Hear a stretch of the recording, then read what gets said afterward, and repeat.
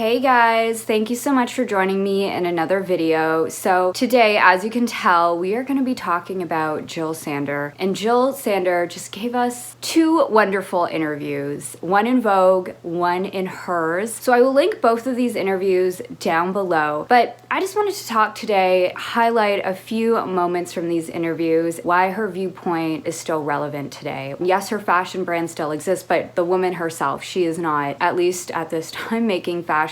She really did redefine how women dressed, and she was such a trailblazer. When I think about designers that we talk about quite heavily, be it The Row, Phoebe Philo, she walked so these designers could run. Of course, everybody references her work in the 90s, but she was a trailblazer decades before. Her line came out in the 1960s, and she was just thinking about women's wear and fashion in a very different way from the time. But the reason why we are seeing Jil Sander come out of the woodwork and give us two interviews, which I'm so thankful for, but she has a book coming out, or it just came out. I know I said I only really want two things for Christmas. Well, this is the third thing. I always appreciate her perspective, and I would say out of all of the releases that are coming out this last quarter, this is probably the thing I am most excited for. Just always appreciate her perspective. There's this very frank femininity about how she talks, the way she designs, the way she expresses herself. There's an honesty about her. She expresses that frankness in these interviews. One interesting point she talks about with Vogue is the concept of minimalism and how she doesn't really use that term. So they ask, what is the secret of imbuing minimalism with sensuality? And she says, I don't think of my work as minimalistic. I'm not just reducing. I like to start by introducing new material qualities by trusting out unused cuts and proportions. Reductive fitting needs substance to work on and refine. That's why I prefer to call the desired result purity. If you circumvent the fancy, the repetitive, the fillings, you end up with pure energy. And energy is very sensual. It creates what we deem beautiful. Concepts of beauty change. They are a function of things that lead us forward. Whatever is surprising and new hits us like a flirt. And I just personally love how she described this, just because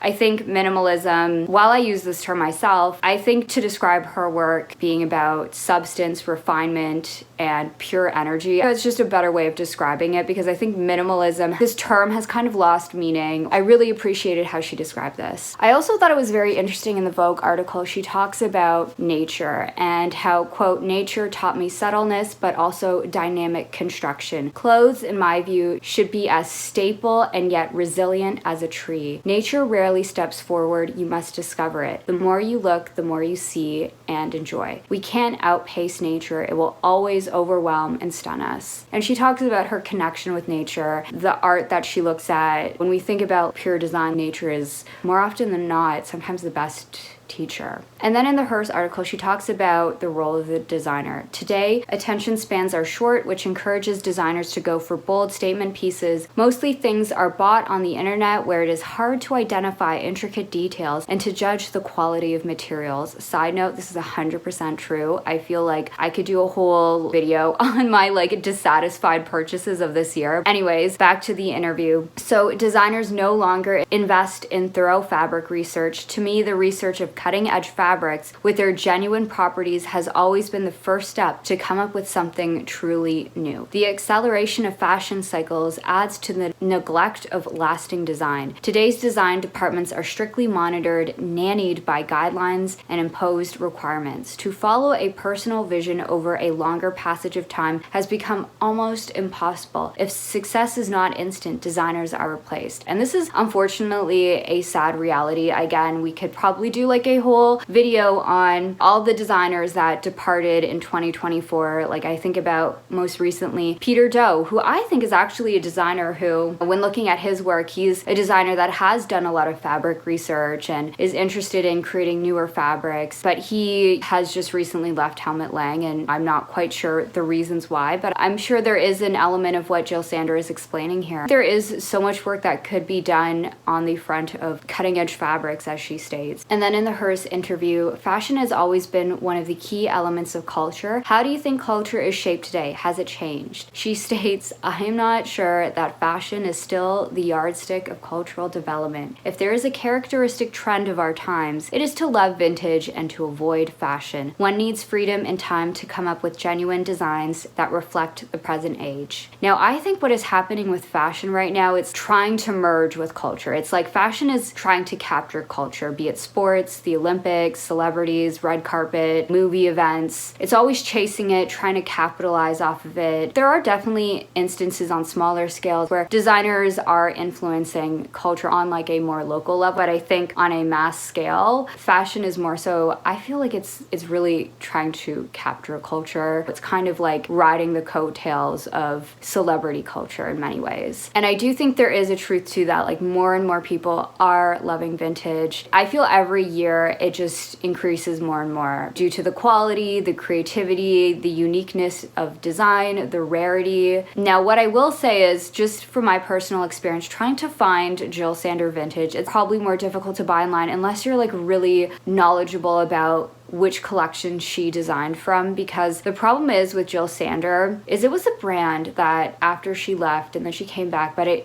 was sold off to so many different companies and the quality was really all over the place. I wanted to buy a Jil Sander suit and I went to a consignment store and seeing the quality just being all over the place. I do think it's something that you would study more, and that's the thing about vintage, but I think also because of that it allows us to sort of learn about the brand, learn about the collections, learning about the different eras in fashion. So I think on that front, more and more people are loving fashion because it allows us to rediscover different eras. And then she talks about newness. I feel newness is rare today. Words like modern and avant-garde are no longer in circulation. The internet as an archive provides us with such a treasure trove of things past that addressing the future is almost forgotten. We carry a lot of dead weight with us. Our attention is absorbed by eye catchers and campaigns designed to stir public emotions, and yet we need new solutions more than ever. While I do hear words like modern and avant-garde thrown around, I do think in the true sense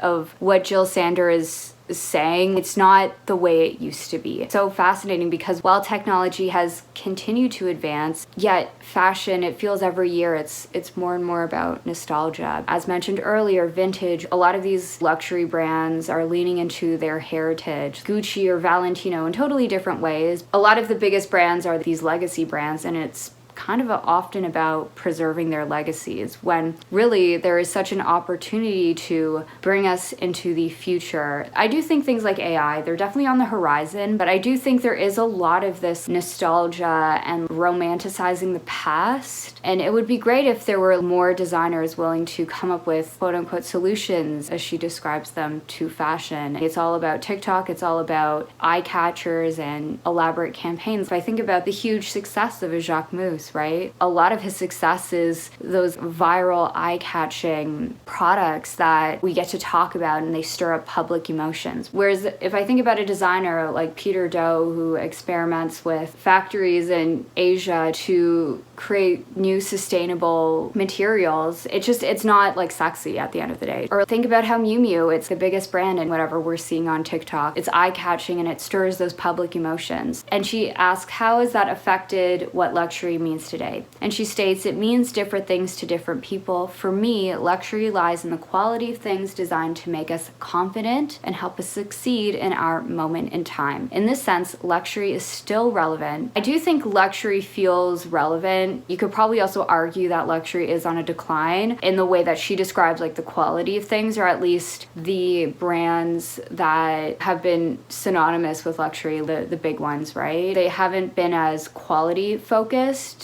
Yet I think what is interesting is there are emerging designers that are probably, descendants of Jil Sander that are having a moment in fashion right now and that are challenging these incumbent legacy brands. And you can also look at some of the brands that are doing the best right now, at least, just based on pure financials. It's Hermes, it's Brunello Cucinelli, it's Bottega Veneta, but also brands like Miu Miu are doing really well as well, and Jacques Mus. I think both are kind of happening at the the same time. As she states, luxury means different things to different people, and there is a mass appeal. I did a video on Brunello Cucinelli, and for him, he says luxury is alive and well. And then she's asked about her love for art. So she lists a long list of artists, and I remember talking about this in the video I did on Jil Sander. It really, to me, shows that her interest in fashion, her world of fashion, it's informed by quote-unquote minimalism when we think about like the word in art or design as an aesthetic and a philosophy. The importance of art has had an impact on Jil Sander's fashion design, and you even see that in a brand like The Row, right? Like The Row, their Instagram, it's less about product images or like high fashion models wearing their products, and it's more about setting a mood board, and it's basically a lot of art, furniture design, architecture, interior design. And I think this is probably why I've always had an affinity to where her inspiration comes from. I have to admit, Jil Sander has been very quiet recently. She did step out of the fashion spotlight for the most part. And of course, she's come back with this book, and what comes with that are things like interviews, which I totally appreciate. But I was wondering, does this signal she's going back into fashion? She states this towards the end of the Hurs interview when she's asked, "Throughout your career, you've applied your vision not only to clothes, but also cosmetics, and later to a partnership with Uniqlo. How do you create something that aligns with your vision, but also works within either these different brand stories or product stories? How do you decide what Jil Sander smells like?" And then she says, "I partnered with Uniqlo to design the fashion line Plush J. Our mutual understanding was that it would apply my principles to their capabilities. This puts a certain limitation on luxurious fabrics, but not on our textile research where Japan is leading. This and the prospect of designing for a larger audience drew me to the project. A company like Uniqlo has the buying power to translate very decent fabrics and great workmanship into democratic prices. It excited me to reach a larger group of people worldwide with my design ideas. As to my perfumes, of course, they weren't meant to express how I smell, but to reflect the light smells which I like. With fragrances and their packaging, I wanted to get away from the then prevailing couture aesthetics of female sweetness and decorative vials." And what I thought was interesting is in the Vogue article, she also talks about this as well. She talks about the importance of her first perfume bottle. So it makes me wonder, after reading this emphasis, would she come back to fashion just to release something? Could she have another collab with Uniqlo? Or maybe she launches like a beauty line or a fragrance line, or like reissues it. They ask her in the interview which particular image in the book is most meaningful to her, and she mentions her first perfume, Woman Pure. It was, quote, a decided statement against the then reigning fragrance culture. And it makes me think this is something that could come out. Maybe this is just a personal thing. I am personally not a fragrance aficionado, but when I think about all of these fashion brands delving into these perfume lines, beauty lines, like Bottega Veneta just released a fragrance line, Fendi did earlier this year, Loewe as well, Celine, all of these fashion brands have their own fragrance lines. Yet a lot of these fashion brands, I know The Row, they have these like scented oils, but the other brands like Kate, Totem, none of them have been able to really tap into this market. But I just think it would be epic to see her just come back with something. I know she's 80 years old, and I'm sure she's enjoying her life, retirement,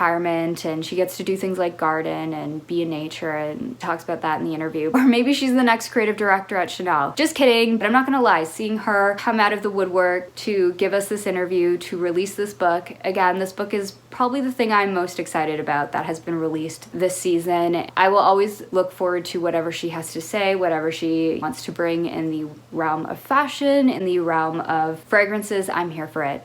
Anyways, that is my video today. Thank you so much for joining me in another one, and I hope to see you in the next one. Bye.